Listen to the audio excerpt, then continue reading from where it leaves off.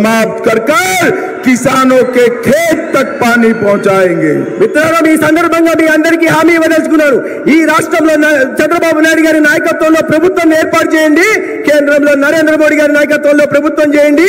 నేను ఇస్తున్న హామీ అంటే రాబోయే 2 సంవత్సరాల్లో పోలవరం ప్రాజెక్టును పూర్తి చేసి ప్రతి రైతుకు నీళ్ళు ఇచ్చే కార్యక్రమాన్ని తీసుకొస్తాం. भाई और बहनों, अभी ये इंडी अलायंस वाले घूमते हैं और कहते हैं कांग्रेस पार्टी को बहुमत दो, इंडी अलायंस को बहुमत दो।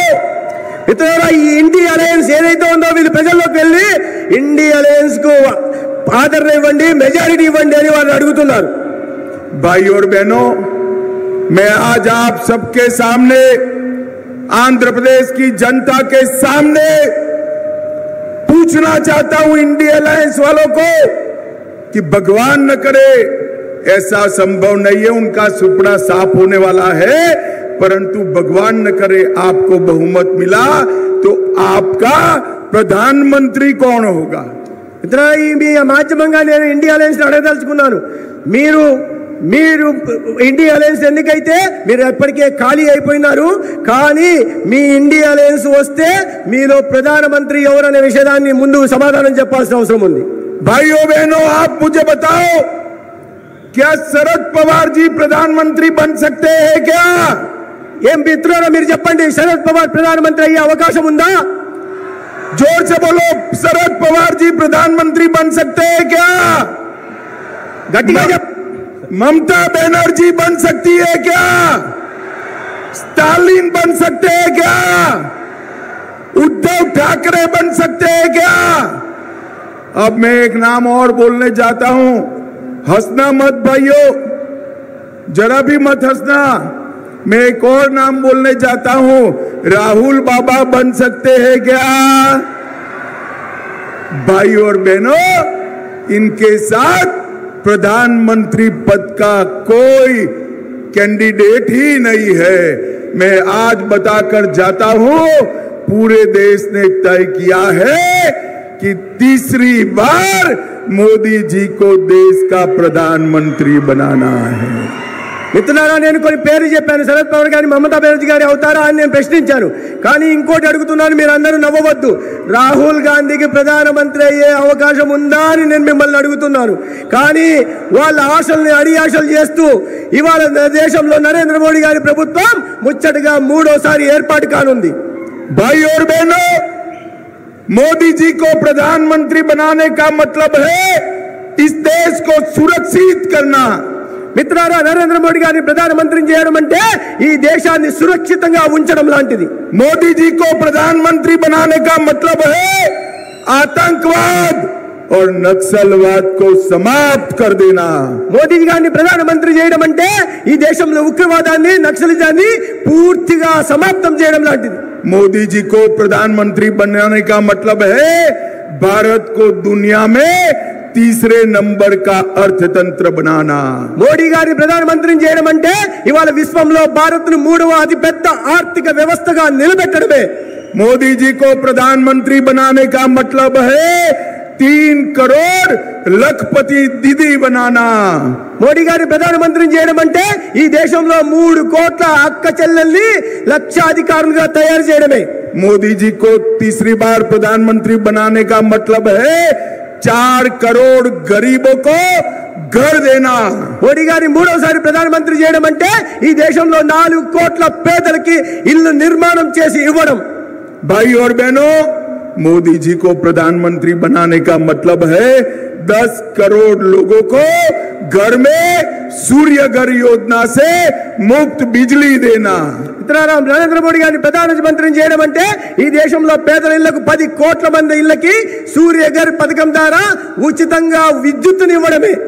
और मोदी जी को प्रधानमंत्री बनाने का मतलब है 11 करोड़ किसानों को 5 साल में 3 लाख करोड़ रुपया इनके बैंक अकाउंट में ट्रांसफर करना। మోడీ గారిని ప్రధానమంత్రి మళ్ళీ చేయడం అంటే ఇప్పటికే రైతన్నలకు అందిస్తున్న పథకంలో, పిఎం కిసాన్ పథకంలో రాబోయే 5 ఏళ్లకు 3 లక్షల కోట్ల రూపాయలు నేరుగా వాళ్ళ అకౌంట్లకు వేయడమే. भाई और बहनों, मुझे बताओ, अयोध्या में राम मंदिर बनना चाहिए था या नहीं बनना चाहिए था? మిత్రులారా మీరు చెప్పండి, రామ మందిరంలో భవ్యమైన అయోధ్యలో భవ్యమైన రామ మందిరం నిర్మాణం కావాల్సి ఉన్నిందా లేదా? भाइयों बहनों, 70 साल तक एक कांग्रेस पार्टी ने राम मंदिर को रोक कर रखा। మిత్రులారా 70 సంవత్సరాలకు పైగా స్వాతంత్రం వచ్చిన నాటి నుండి ఈ కాంగ్రెస్ అయోధ్యలో దివ్యమైన భవ్యమైన రామ మందిర నిర్మాణం జరగకుండా ఆపింది। आपने मोदी जी को दूसरी बार प्रधानमंत्री बनाया। मोदी जी ने 5 साल में केस भी जीता, भूमि पूजन भी किया और प्राण प्रतिष्ठा कर जय श्री राम कर दिया। మీరు రెండోసారి నరేంద్ర మోడీ గారిని గెలిపిస్తూనే నరేంద్ర మోడీ గారు కేసు కూడా గెలిచారు, విగ్రహ ప్రతిష్ఠ కూడా చేశారు, శ్రీరామ మందిర నిర్మాణంలో ప్రాణ ప్రతిష్ఠ కూడా చేసి ఈ దేశం ముందు జై శ్రీరామ్ అనే నినాదాన్ని నిలిపారు। अरे राहुल बाबा और जगन गारू दोनों को राम मंदिर के प्राण प्रतिष्ठा का इनविटेशन दिया गया, मगर दोनों नहीं गए। भाइयों बहनों, मुझे बताओ, जो राम मंदिर के प्राण प्रतिष्ठा में न जाए, आंध्र वाले उनके लिए वोटिंग करेंगे क्या? మిత్రులారా ఇద్దరికి రాహుల్ గాంధీకి జగన్మోహన్ రెడ్డికి విగ్రహ ప్రతిష్ఠ సందర్భంగా ఆహ్వానం పంపడం జరిగింది, కానీ వీళ్ళిద్దరూ రాలేదు। మిత్రులారా ఇప్పుడు చెప్పండి, మీరు అందరూ చెప్పండి, ఏ దివ్య భవ్య రామ మందిర నిర్మాణం జరిగిందో దానికి ఆహ్వానం వచ్చినప్పటికీ కూడా రాకపోయినప్పుడు అటువంటి వాళ్ళకు మీరు ఓటు వేస్తారా? करेंगे क्या? చేస్తారా? भाइयों बहनों, मोदी जी ने महिलाओं को 33% आरक्षण विधानसभा और लोकसभा में दिया है। यहाँ बहुत सारी माताएं बहनें आई है। अगली विधानसभा में 33% माताएं होगी, ये मोदी की गारंटी है। మిత్రులారా అక్క చెల్లెల కోసం మహిళల కోసం నరేంద్ర మోడీ గారు లోక్సభలో విధానసభ ఎన్నికల్లో 33% రిజర్వేషన్లు తెచ్చారు। ఇక్కడ అనేక మంది అక్క చెల్లెళ్ళు ఉన్నారు। రాబోయే రోజుల్లో విధానసభలో పార్లమెంటులో మీరు అందరూ కూడా సభ్యులుగా ఉండబోతున్నారు। भाई और बहनों, मोदी जी ने 80 करोड़ गरीबों को मुफ्त राशन देने का काम किया है। పేదలకి 80 కోట్ల మంది పేదలకి ఉచితంగా బియ్యం రేషన్ ఇచ్చే పని నరేంద్ర మోడీ గారు చేశారు। 12 करोड़ गरीबों को टॉयलेट देने का काम नरेंद्र मोदी जी ने किया है। 12 కోట్ల మంది మహిళలకి మరుగుదొడ్లు నిర్మించే ఇళ్ళ ఆత్మ గౌరవం నిలబెట్టేలాగా నరేంద్ర మోడీ గారు పనిచేశారు। 4 करोड़ गरीबों को खुद का घर दिया है। 4 కోట్ల పేదలకి వాళ్ళ సొంతంగా ఇల్లు నిర్మాణం చేసి ఇచ్చారు। 10 करोड़ गरीबों को उज्ज्वला का गैस दिया है। 10 కోట్ల మహిళలకి ఉజ్వల గ్యాస్ సిలిండర్ లభించింది। 14 करोड़ लोगों को नल से जल देने का काम किया है। 14 కోట్ల మంది ఇళ్ళకి మంచినీటి ద్వారా కుళాయి ద్వారా పరిశుభ్రమైన నీళ్లు అందించే కార్యక్రమం చేపట్టారు। और 50 करोड़ लोगों को 5 लाख तक का पूरा स्वास्थ्य का खर्चा नरेंद्र मोदी जी ने दिया है। 50 కోట్ల పేదలకి 5 లక్షల రూపాయలతో ఆయుష్మాన్ భారత్ కింద పూర్తి వైద్య సౌకర్యం కల్పించే ప్రయత్నం నరేంద్ర మోడీ గారు మాత్రమే చేశారు। भाइयों बहनों, मुझे बताओ, कोरोना का वैक्सीनेशन आप सभी का दोनों डोज लगा है या नहीं लगा है? కరోనా వ్యాక్సిన్ మీ అందరికీ 2 డోసులు లభించిందా లేదా? लगा है या नहीं लगा है? भाई जिसको लगा है वो दोनों हाथ उठाइए जरा। ఎవరికైతే లభించిందో వాళ్ళు 2 చేతులు ఎత్తండి। उठाइए जरा, ఎత్తండి। 25 पैसा भी लिए बगैर मोदी जी ने 130 करोड़ लोगों को कोरोना का वैक्सीन देकर भारत को कोरोना से सुरक्षित करने का काम नरेंद्र मोदी जी ने किया। ఒక్క పావలా కూడా తీసుకోకుండా ఈ దేశంలోని 130 కోట్ల మందికి వ్యాక్సిన్ ఇవ్వడం ద్వారా కరోనా నుంచి ఈ దేశాన్ని రక్షించే కార్యక్రమాన్ని నరేంద్ర మోడీ గారు చేశారు।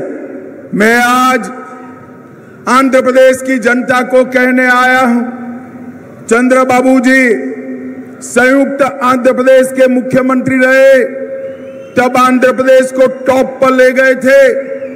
आंध्र के विभाजन के बाद भी यहां फाउंडेशन डाला, मगर जगन बाबू ने डेवलपमेंट की गाड़ी को पटरी पर से उतार दिया है।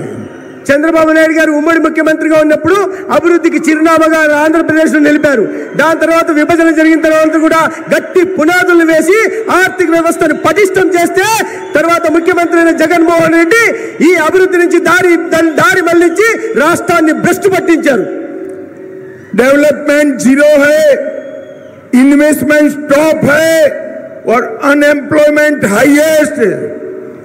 ఇన్వెస్ట్మెంట్ పూర్తిగా పెట్టుబడులు పూర్తిగా సున్నా అయింది, అవినీతి మాత్రం కొండంత అయింది.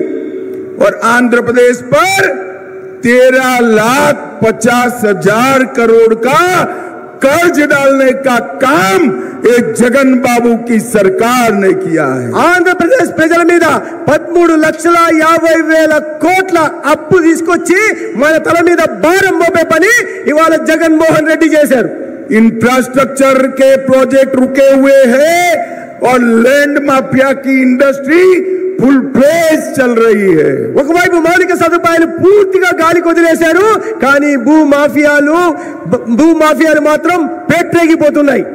भाई और बहनों, ये वादा खिलाफ है कि जगन सरकार है, वादा खिलाफी। ఆయన మాట ఇచ్చున్నాడు, జగన్మోహన్ రెడ్డి మాట ఇచ్చున్నాడు. उन्होंने कहा था शराब पर प्रतिबंध लगाएंगे, मैं पूछने आया हूं लगाया क्या?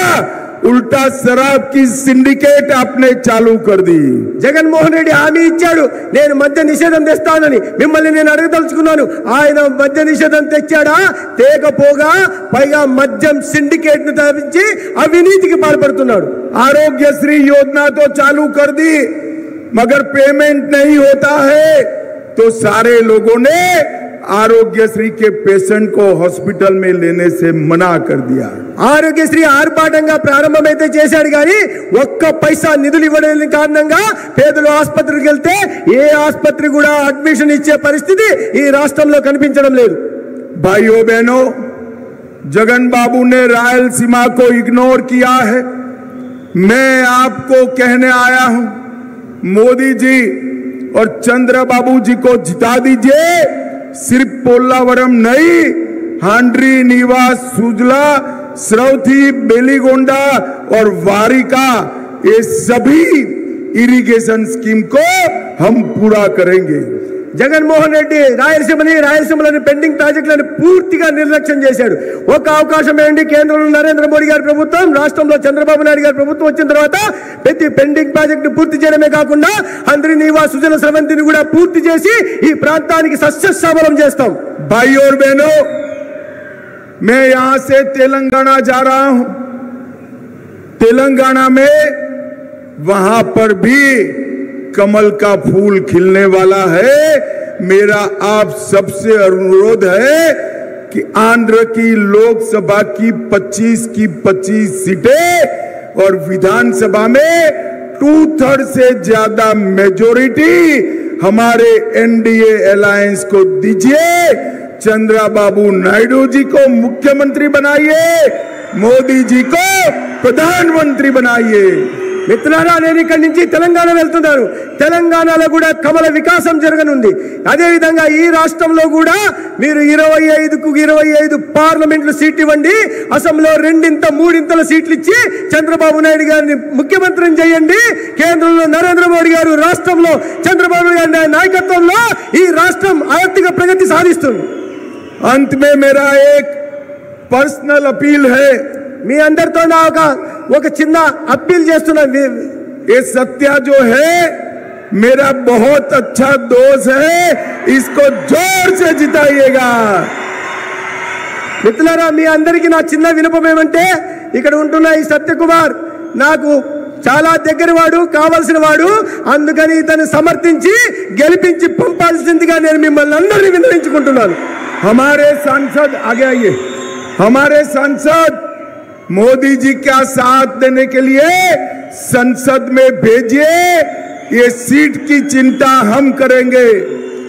అదే విధంగా పార్లమెంట్ అభ్యర్థిగా పోటీ చేస్తున్న సోదరుడు బీకే పార్థసారథి కూడా మీరు గెలిపించి మోడీ గారి పార్లమెంటుకు పంపండి. ఈ పార్లమెంటు బాగోగుల గురించి అభివృద్ధి గురించి మేము చూసుకుంటాం. अंत में मैं आंध्र की सभी जनता को दो हाथ जोड़कर रिक्वेस्ट करता हूं, तेलुगु देशम, जनसेना और भारतीय जनता पार्टी को प्रचंड बहुमत से जिताइए और आंध्र प्रदेश का विकास मोदी जी और चंद्रबाबू के हाथ में दीजिए.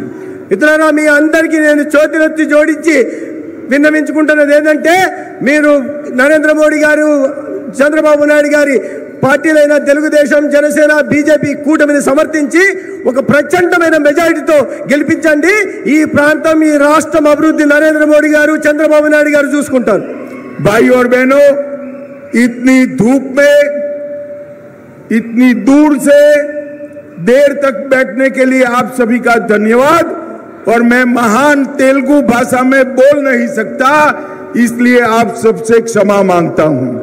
ఇంత మండు టెండలో, ఇంత పెద్ద సెక్కలో వచ్చిన మీ అందరికీ ధన్యవాదాలు తెలియజేసుకుంటూ, రెండో వైపు మీ తీయనైన తెలుగు భాషలో మాట్లాడలేకపోయినందుకు క్షమించమని వేడుకుంటూ సెలవు తీసుకుంటాను.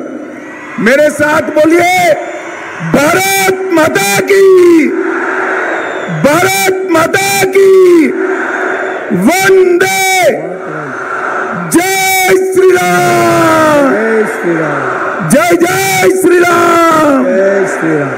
भाइयों बहनों, मुझे लेट हो रहा है, मैं यहां से निकलूंगा. हमारे नेता चंद्रबाबू जी अभी भाषण देने वाले हैं. आप सभी बैठिएगा. बहुत बहुत धन्यवाद.